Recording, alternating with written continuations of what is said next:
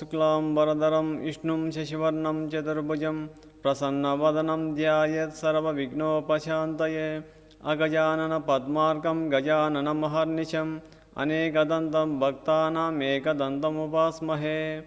ఓం అఖండ బ్రహ్మచర్యాయ సుజ్ఞానాంబుధి విహారిణే శ్రీ మహాదేవ స్వరూపాయ నమో ప్రేమానంద సద్గురుం. తపోవనము ఆశ్రమ సంస్థాపకులు, సనాతన ధర్మ సమాజము వ్యవస్థాపకులు, గురుదేవులు బ్రహ్మచారి మహర్షి సద్గురు శ్రీ శ్రీ శ్రీ ప్రేమానంద స్వామి పాదపద్మములకు సాష్టాంగ నమస్కారములు. కార్తీక పురాణము 12వ అధ్యాయము ద్వాదశి ప్రశంస. జనక మహారాజా, కార్తీక మాసమున కార్తీక సోమవారమున కార్తీక ద్వాదశి వ్రతమును గురించి సాలగ్రామపు మహిమలను గురించి వివరించేదను విను మని వశిష్ఠ మహాముని ఈ విధముగా తెలియజేసిరి. కార్తీక సోమవారం నాడు ఉదయముననే లేచి కాలకృత్యములు తీర్చుకొని నదికి వెళ్ళి స్నానము చేసి ఆచమనము చేయవలయును. తర్వాత శక్తి కొలది బ్రాహ్మణునకు దానమిచ్చి ఆ రోజంతయు ఉపవాసము ఉండి సాయంకాలము శివాలయమునకు గాని విష్ణాలయమునకు గాని వెళ్ళి దేవుని పూజించి నక్షత్ర దర్శనము చేసుకుని పిమ్మట భుజింపవలయును. ఈ విధముగా చేసిన వారికి సకల సంపదలు కలగటయేగాక మోక్షము కూడా పొందురు. కార్తీక మాసములో శని త్రయోదశి వచ్చిన ఎడల నీ వ్రతం ఆచరించినచో 100 రెట్లు ఫలితము కలుగును. కార్తీక శుద్ధ ఏకాదశి రోజున పూర్ణోపవాసము నుండి ఆ రాత్రి విష్ణాలయమునకు వెళ్ళి శ్రీహరిని మనసారా ధ్యానించి శ్రీహరిని సన్నిధిని పురాణ కాలక్షేపము చేసి మరునాడు బ్రాహ్మణ సమారాధన చేసిన 1,000,000 యజ్ఞముల ఫలితము కలుగును. ఈ విధముగా చేసిన వారులకు సూర్యగ్రహణ సమయమున గంగానదిలో స్నానము చేసి 1,000,000 బ్రాహ్మణులకు భోజనము దానము చేసిన నెంత పుణ్యఫలము కలుగును. దానికంటే నదికముగా ఫలము కలుగును. కార్తీక శుద్ధ ద్వాదశి నాడు శ్రీమన్నారాయణుడు శేషపానుపు నుండి లేచును గనుక కార్తీక శుద్ధ ద్వాదశి వ్రతము విష్ణునకు ఇష్టము. ఆ రోజున శ్రీమంతులు ఎవరైనా ఆవు కొమ్ములకు బంగారు తొడుగులు తగిలించి ఆవు కాళ్ళకు వెండి డెక్కలు తగిలించి దూడతో సహా బ్రాహ్మణునకు దానమిచ్చిన ఎడల ఆ యావు శరీరమందు ఎన్ని రోమములు కలవో అన్ని సంవత్సరములు ఇంద్రలోకములో స్వర్గసుఖములు అనుభవించురు. కార్తీక మాసమందు వస్త్రదానము చేసినను గొప్ప ఫలము కలుగును. మరియు కార్తీక శుద్ధ పాడ్యమి రోజున కార్తీక పౌర్ణమి రోజున కంచు పాత్రల ఆవు నెయ్యి పోసి దీపముంచిన వారు పూర్వజన్మందు చేసిన సకల పాపములు హరించును. ద్వాదశి నాడు యజ్ఞోపవీతములు దక్షిణతో బ్రాహ్మణునకు దానమిచ్చిన వారు ఇహపర సుఖమును పొందగలరు. ద్వాదశి రోజున బంగారు తులసి చెట్టును కానీ సాలగ్రామమును కానీ ఒక బ్రాహ్మణునకు దానమిచ్చిన ఎడల 4 సముద్రాల మధ్యనున్న భూమిని దానము చేసినంత ఫలము కలుగును. దీనికి ఉదాహరణముగా ఒక కథ కలదు, శ్రద్ధగా ఆలకింపుము. సాలగ్రామ దాన మహిమ. పూర్వము అఖండ గోదావరి నదీ తీరమందలి ఒకానొక పల్లెయందు ఒక వైశ్యుడు నివసించుచుండెను.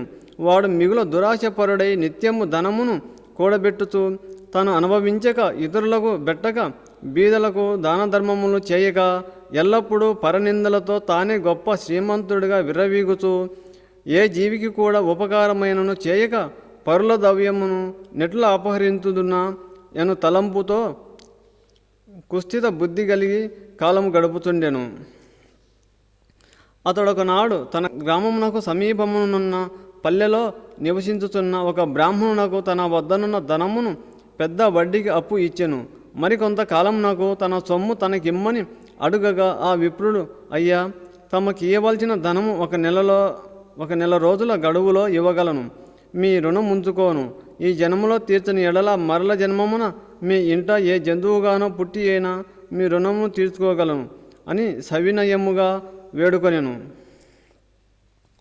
ఆ మాటలకు కోమటి మండిపడి, అటు వీలు లేదు, నా సొమ్ము నాకిప్పుడే ఇయ్యవలయును, లేని ఎడల నీ కంఠమును నరికి వేయుదును అని ఆవేశం కొలది వెనుక ముందు ఆలోచించక తన మొలనున్న కత్తితో ఆ బ్రాహ్మణుని కుతుక కోసెను. వెంటనే ఆ బ్రాహ్మణుడు గిలగిల తన్నుకొని చనిపోయెను. ఆ కోమటి భయపడి అక్కడనే ఉన్నచో రాజభటులు వచ్చి పట్టుకొని ఇందురని జడిసి తన గ్రామమునకు పారిపోయెను. బ్రాహ్మణ హత్య మహాపాపం కనుక అప్పటి నుండి ఆ వైశ్యునకు బ్రహ్మహత్య పాపము మావహించి కుష్ఠవ్యాధి కలిగి నానా బాధలు పడుతూ మరికొన్నాళ్ళకు మరణించెను. వెంటనే యమదూతలు వచ్చి అతనిని తీసుకుని పోయి రౌరవాది నరకకూపములో బడద్రోచిరి. ఆ వైశ్యునకు ఒక కుమారుడు కలడు. అతని పేరు ధర్మవీరుడు.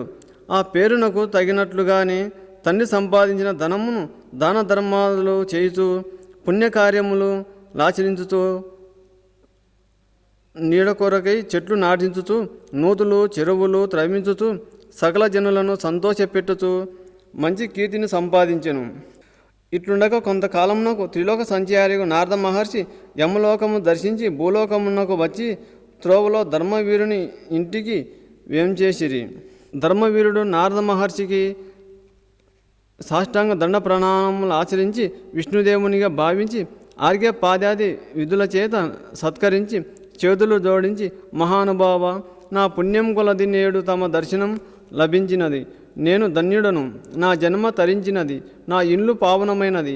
శక్తి కొలది నే చేయు సత్కారములను స్వీకరించి తమరు వచ్చిన కార్యమును విశదీకరింపుడు అని సవినయుడై వేడుకొనెను. అంతటా నారద మహర్షి చిరునవ్వు నవ్వి, ఓ ధర్మవీర, నేను నీకొక హితవు చెప్పేదలచి వచ్చితిని. శ్రీ మహావిష్ణువునకు కార్తీక మాసంలో శుద్ధ ద్వాదశి మహాప్రీతికరమైన దినము. ఆ రోజు స్నాన దాన జపాదులు ఏవి చేసినను అత్యంత ఫలము కలుగును. 4 జాతులలో నే జాతి వైరను, స్త్రీ అయినా, పురుషుడైనా, జారుడైనా, చోరుడైనా, పతివ్రత అయినా, వ్యభిచారిణి అయినా కార్తీక శుద్ధ ద్వాదశి రోజున సూర్యుడు తులారాశి యందు ఉండగా నిష్టగా ఉపవాసము ఉండి సాలగ్రామ దానములు చేసిన ఎడల వెనుకటి జన్మములనందు ఈ జన్మముల యందు చేసిన పాపములు పోవును. నీ తండ్రి యమలోకంలో మహానరకము అనుభవించుతున్నాడు. అతనిని ఉద్ధరించుటకై నీవు సాలగ్రామ దానము చేయక తప్పదు. అట్లు చేసిన నీ తండ్రి రుణం తీర్చుకొనుము అని చెప్పెను.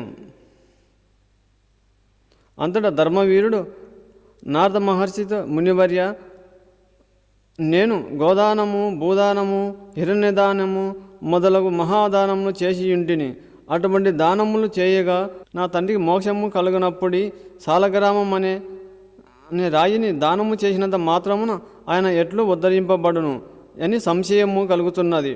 దీనివలన ఆకలి కొన్న వానికి ఆకలి తీరునా, దాహం కొన్న వానికి దాహం తీరునా కాక ఎందులకి దానము చేయవలేను. నేను ఈ సాలగ్రామ దానం మాత్రము చేయజాలనని నిష్కర్షగా పలికెను. ధర్మవీరుని అవివేకమునకు విచారించి, వైశ్యుడా, సాలగ్రామమును శిలా మాత్రముగా ఆలోచించితివి. అది శిల కాదు, శ్రీహరి యొక్క రూపము. అన్ని దానముల కంటే సాలగ్రామ దానము చేసినచో కలుగు ఫలమే గొప్పది.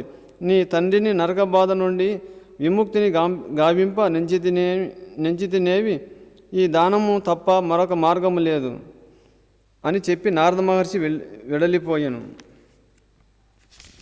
ధర్మవీరుడు ధనబలము గలవాడే ఇండియు, ధన సామర్థ్యము కలిగి ఇండియు కూడా సాలగ్రామ దానము చేయలేదు.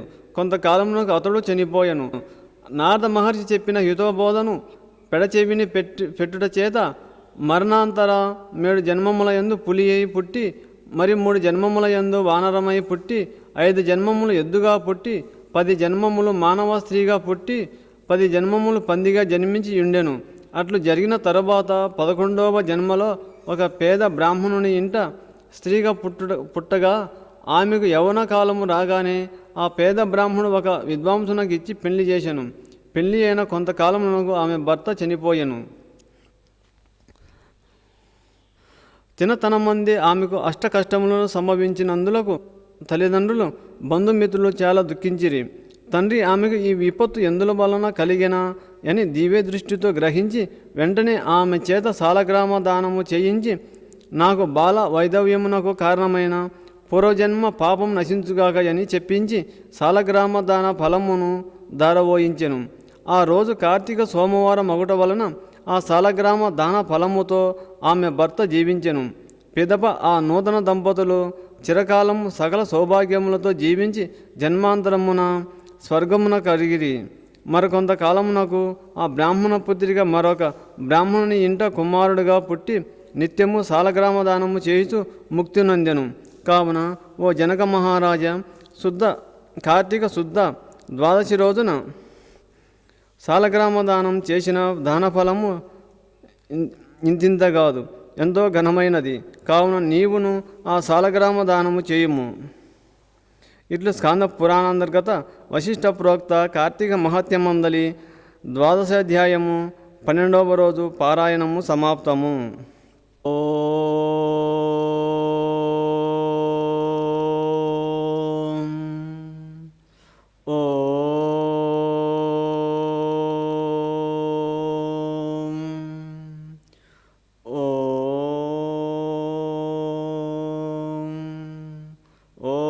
सहना भवतु सहनो भुनक्तु सह वीर्यं करवावहै तेजस्विनावधीतमस्तु मा विद्विषावहैः। ओम शांति शांति शांति।